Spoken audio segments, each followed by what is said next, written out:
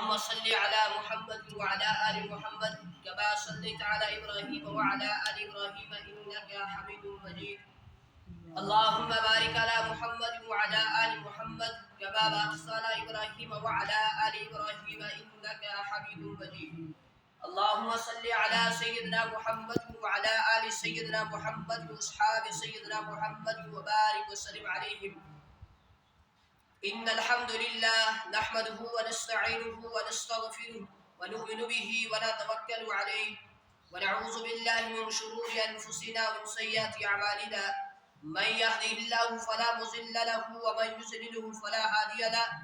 وأشهد أن لا إله إلا الله وحده لا شريك له وأشهد أن محمدا عبده ورسوله أرسله بالحق بشيرا ونذيرا وداعيا إلى الله بإذنه وسراجا منيرا.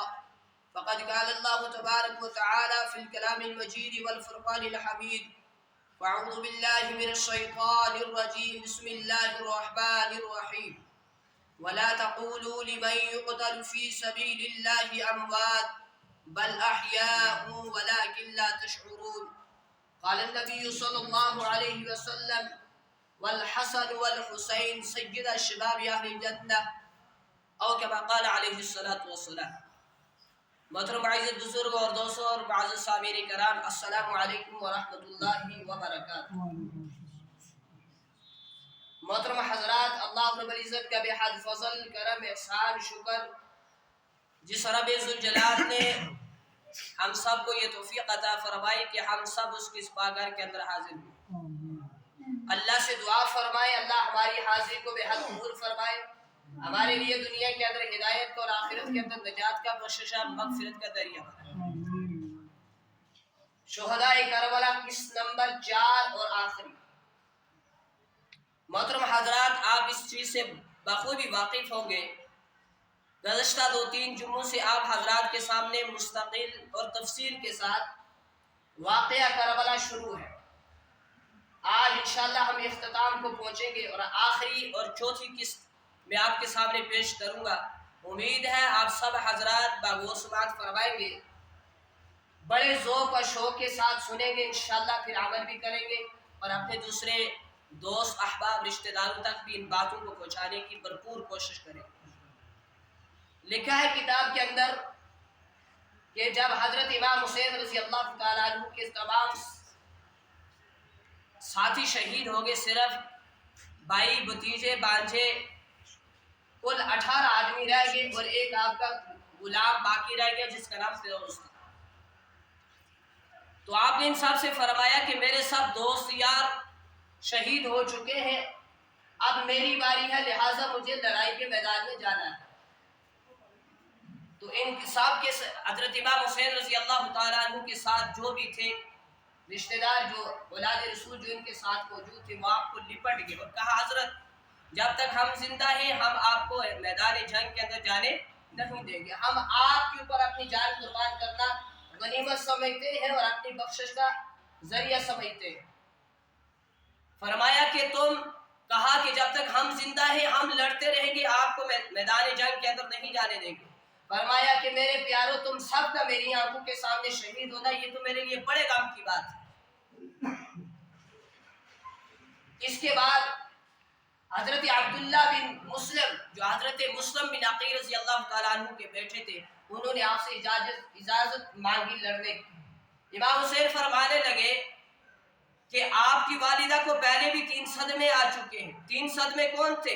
ایک ان کا شوہر حضرت مسلم بن عقیل اور ان کے 2 بیٹے شہید ہوئے تھے، جو میں نے شروع میں عرض کیا تھا جب وہ کوفہ آئے تھے. تو یہ 3 صدمے تمہاری ماں کو، تمہاری والدہ کو پہنچ چکے ہیں، تمہیں دل نہیں چاہتا کہ اجازت دو. خیر زیادہ اصرار کیا تو اجازت دی گئی. عبداللہ بن مسلم لڑائی کے میدان میں چلے جاتے ہیں، بہت سارے ظالموں کے ساتھ مقابلہ کرتے ہیں. آخر کا کتنوں کا مقابلہ کرتے؟ 3 دن کے بھوکے اور پیاسے تھے.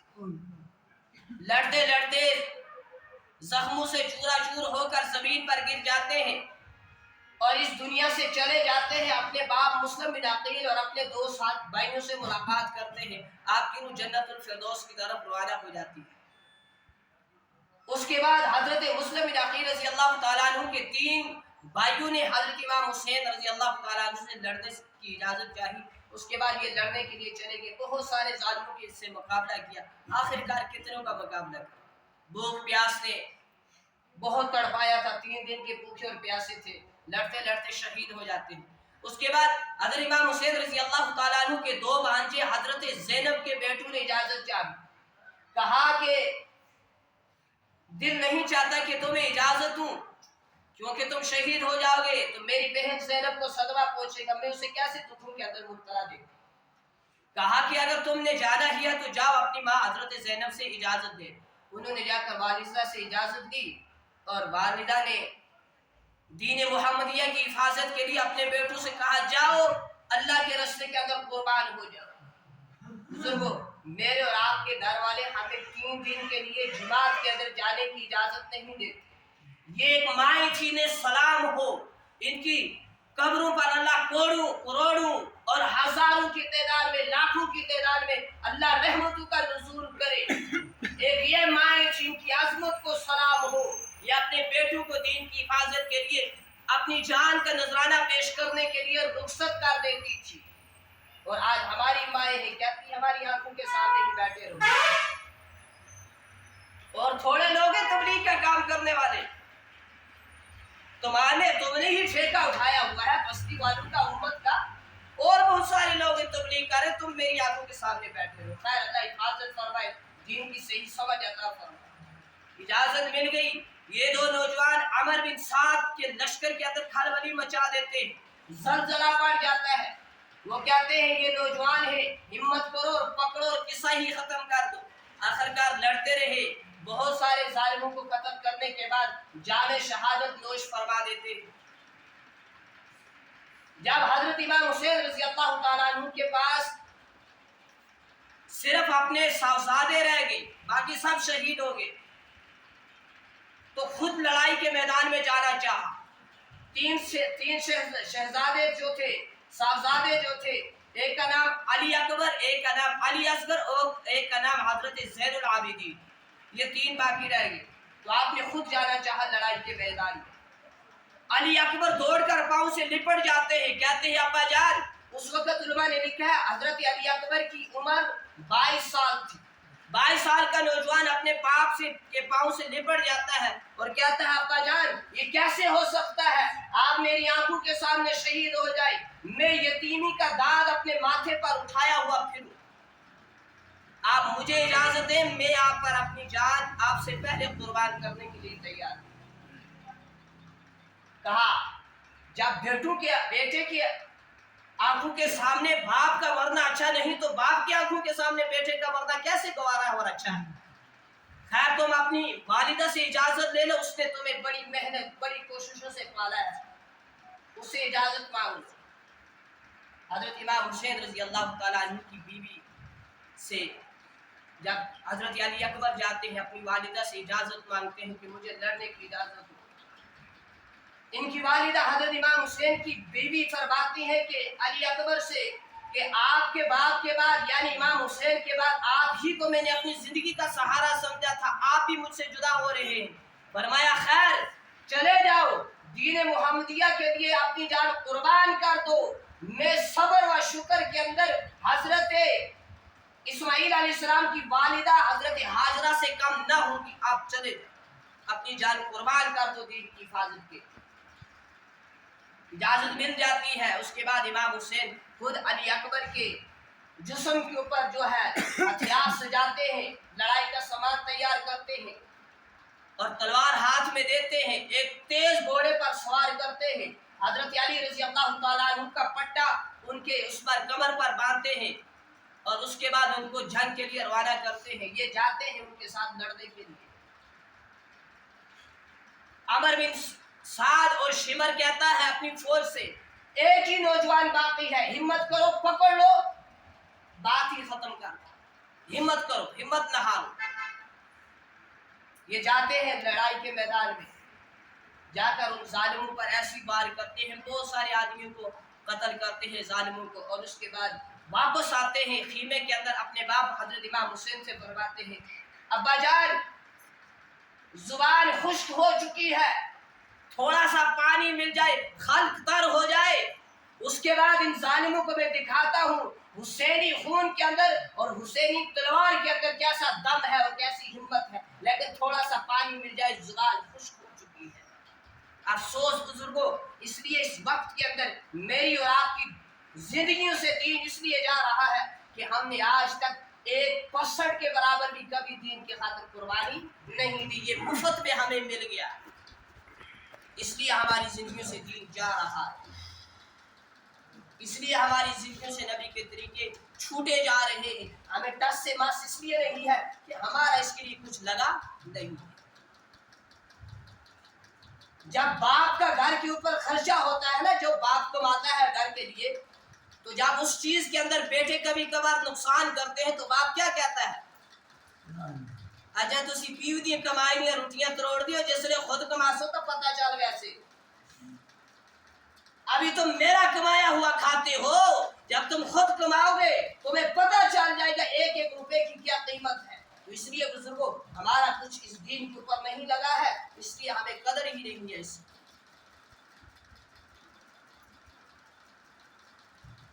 तो खैर वापस कहा, हजरत इमाम हुसैन रज़ी अल्लाह ताला अन्हु ने अपने बेटे अली अकबर से कहा कि बेटे वक्त करीब है कि तुम अपनी प्यास हौज़े कौसर के पानी से बुझाओ, यहाँ हमारे पास पानी नहीं है, सब्र करो, सब्र का दामन हाथ से न। हमारे यहाँ घर के अंदर फौतगी हो जाती है, किसी को तलकीन करो, सब्र करो, अल्लाह की तकदीर पर राजी रहो। आगे से जवाब मिलता है, कितना एक सब्र करा, एक ही बेटा था वो भी चला गया, कितना ही सब्र करे, किसी का कुछ और माली एतबार से नुकसान हो जाए, तलकीन की जाए, सब्र करो और अल्लाह की तकदीर के ऊपर राजी रहो। जवाब मिलता है, कितना ही सब्र करे। 5 बकरियां सी पहली को भी सिंह खा गया, 4 रह गया, कितना सब्र करा, चौथी भी इस वेले पता नहीं किड़ी जाई मारेगी, 3 रह गई, कितना सब्र करा, मारा माल मरदा जुलदा तुसी आगे सब्र करो, कितना सब्र करा। इमाम हुसैन ने फरमाया सब्र कर लो, दुनिया का पानी हमारे मुकद्दर में किस्मत में नहीं है।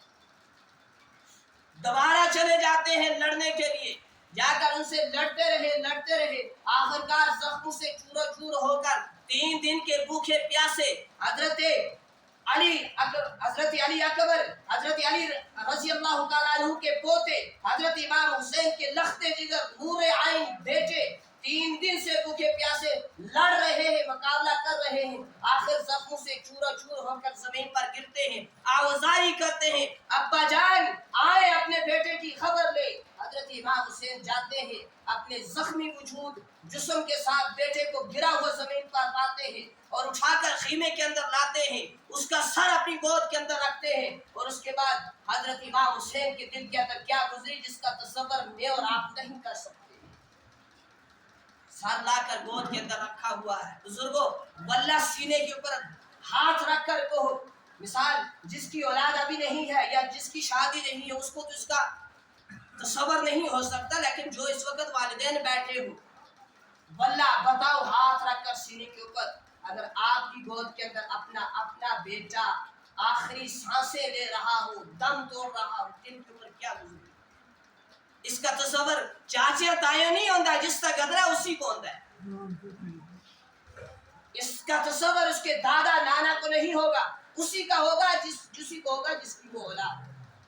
तो बताओ क्या गुजरी होगी हजरत इमाम हुसैन रज़ी अल्लाह ताला अन्हु के दिल पर, जब उनका हकीकी बेटा अपना बेटे अली असगर उनकी गोद के अंदर आखिरी सांसें ले रहा है और आंख खोलते हैं। हजरत अली अकबर फरमाते हैं, अब्बा जान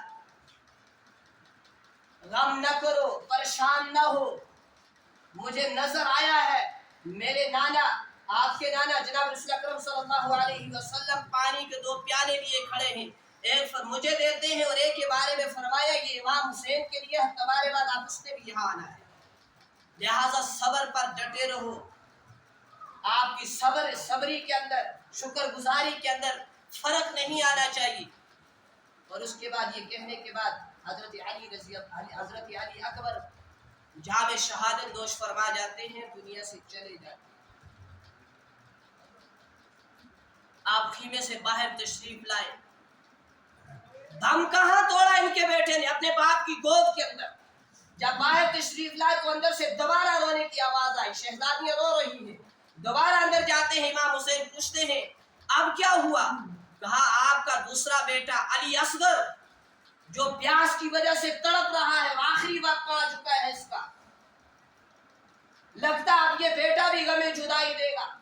तो हजरत इमाम हुसैन अपनी शहजादियों से फरमाते हैं इसको मेरे हवाले करो, मैं इसको उन जालिमों की फौज के सामने लेकर जाता हूँ और कहता हूँ बड़ों को ना सही छोटे बच्चे के लिए पानी दे दो, ये तड़प रहा है। पानी ना मिलने की वजह से, 3 दिन की भूखे प्यासे रहने की वजह से इसकी माँ हजरत अली असगर की माँ के जो है छाती से दूध खुश्क हो चुका था और कहा इसकी जुबान तर हो जाए, हल्क तर हो जाए, थोड़ा सा पानी इस बच्चे के लिए दे दो। तो बीवी ने बेटा पकड़ाया हाथ के अंदर हजरत इमाम हुसैन को। हजरत इमाम हुसैन अपना वो अली असगर छोटा सा मासूम बच्चा हाथ के अंदर यूं उठाते हैं और उन जालिमों के सामने ऐसे करके कहते हैं अगर मैं तुम्हारा खताबार हूँ, ये बच्चा तो नहीं है, रहम करो, अल्लाह से डरो, थोड़ा सा पानी इसके लिए दे दो। यूं हाथ के अंदर उठाया हुआ है। जवाब मिलता है तब तक पानी नहीं दिया जाएगा जब तक यजीद को अपना खलीफा नहीं मानोगे, जब तक उसकी बात नहीं करोगे तो हमें पानी का एक कतरा नहीं दिया जाएगा। हजरत इमाम हुसैन रज़ी अल्लाह तआला अन्हु ने यूं हजरत अली असगर को हाथों के अंदर उठाया हुआ है। यही बातें हो रही थी आपस में। एक जालिम ने तीर मारा जो आकर अली असगर के खल्क के अंदर लगता है। बच्चे की आह ना निकल सकी, बच्चा दुनिया से चला जाता है। बुजुर्गों, ये करबला का वाकया कोई किस्सा कहानियां नहीं है, ये कोई रस्मी बात नहीं है। हर मुहर्रम को आपके सामने पेश की जाए। करबला हर वक्त और मुहर्रमुल हराम हर वक्त, हर साल के अंदर हमें एक पैगाम देकर रुखसत होता है, एक सबक देकर रुखसत होता है। हमने उसके सबक को समझा ही नहीं, उसके दरस को समझा नहीं, उसके पैगाम को समझा नहीं। करबला का पैगाम ये था तुम्हारी जिंदगी के अंदर जो भी हालात आ जाए, तुम्हारी जिंदगी से कभी नमाज कज़ा ना हो। मगर हम कहते हैं घास काट रहे थे जी, वहां कहाँ पढ़ते, बड़ा ऊपर भी कदे नमाज पढ़ो रोइया वुज़ू को था करा और खली का सारी जगह ये नमाज को था पढ़ा। और कैसे कैसे बहाने, कपड़े नापाक है, नमाज कैसे पढ़े। मस्जिद के करीब लोग बैठे हुए हैं, अजान हुई, घर का रुख कर लिया। फिर कभी कभार सख्त अल्फाज निकलता है हमारी जुबान से और वो सख्त अल्फाज निकाला हुआ हमारा नहीं, वो शरीयत का लफ्ज़ होता है। फिर लोग अपने से चेने बढ़ाते, ये कहा उन्होंने, ये कहा उन्होंने। तो खैर बुजुर्ग और दोस्तों, बच्चे के खल्क के अंदर जब आकर तीर लगता है, हजरत अली असगर के खल्क के अंदर बच्चे की आँख नहीं निकलती, बच्चा दुनिया से चला जाता है। इमाम हुसैन बच्चे को लेकर खीमे के अंदर आते हैं, फरमाते हैं लो अब ये बेटा भी गमे जुदाई दे गया। उसके बाद एक बेटा बाकी रह गया, हजरत ज़ैनुल आबिदीन, जिन्होंने करबला का पूरा मंजर अपनी आंखों से देखा। जब ये बड़े हो जाते हैं तो एक मरतबा किसी ने कहा हजरत आप रात को सोते नहीं, पूरी रात रोते रहते हैं, क्या वजह है?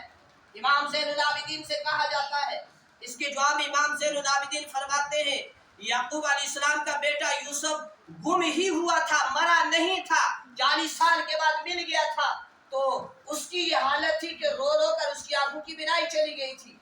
मैं कैसे ना रोऊं, मैं कैसे नींद करूं, मेरे सामने औलाद रसूल की तो जाने गई है। मैंने तो वो करबला का मंजर सारा का सारा अपनी आंखों से देखा हुआ है। तो खैर जब कोई ना रहा जंग में मैदान जंग के अंदर जाने के लिए, तो हजरत इमाम हुसैन ने अपनी सारी शहजादियों को क्या किया, नसीहत, ज़ैनुल आबिदीन के माथे के ऊपर बोसा दिया और उसके बाद अपनी बहन ज़ैनब से फरमाया लड़ाई का सारा सामान हथियार लाओ, अब मुझे जाना है। लड़ाई के हथियार अपने जिस्म के ऊपर सजाते हैं, ज़ुल्फ़कार तलवार अपने हाथ में लेते हैं, घोड़े दुलदुल के ऊपर सवार होते हैं और उसके बाद लड़ाई के मैदान में पहुंचते हैं। अरब लोगों की आदत की तरह अपना वो जो था नेजा थोजा जो था जमीन के अंदर लगाया और खानदानी शराफत बयान, लेकिन उन जालिमों के ऊपर, पत्थर दिलों के ऊपर किसी चीज का असर नहीं हुआ। कहा कि आपने खत भेजकर यहाँ हमें बुलाया था, مجھے اور میری اولاد کو پانی سے پیاس سے تڑپایا، میرے سب دوستوں کو شہید کر دیا، میری جان لینے کے اوپر تلے ہوئے ہیں۔ اگر اس کا تعلق ملک سے ہے تو ہمیں ملک کی کوئی ضرورت نہیں، ہمیں اجازت ہو ہم کہیں اور ملک کے اندر چلے جائیں گے۔ مگر یہی جواب آتا، نہ پانی دیا جائے گا اور نہ ہی چھوڑا جائے گا جب تک یزید کو اپنا خلیفہ نہیں مانو گے۔ تو کہا میں اس کو کیسے خلیفہ مانوں جو شریعت دینیہ کو بدل کر رکھ دینا چاہتا ہوں، اس کو کیسے خلیفہ مانوں؟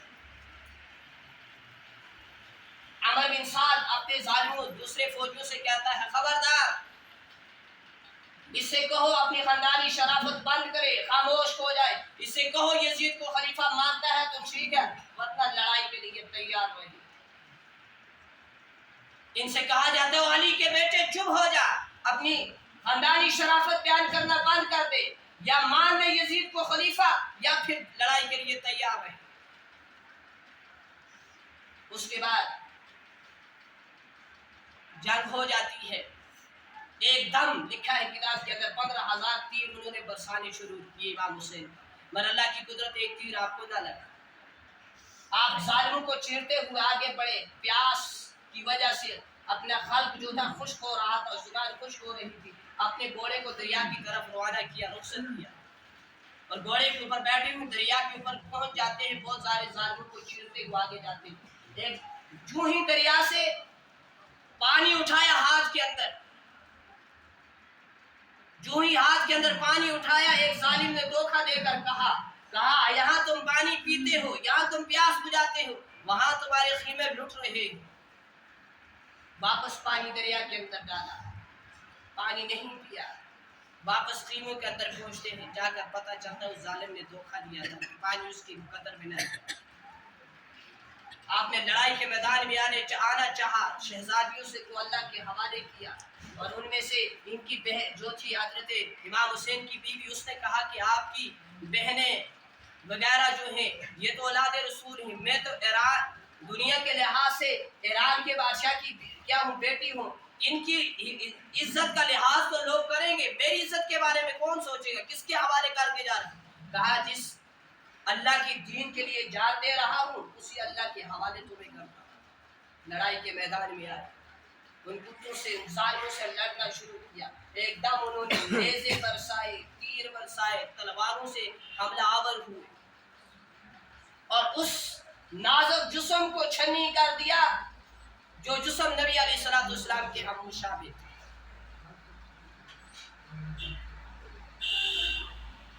اور نماز کا وقت قریب آ جاتا ہے،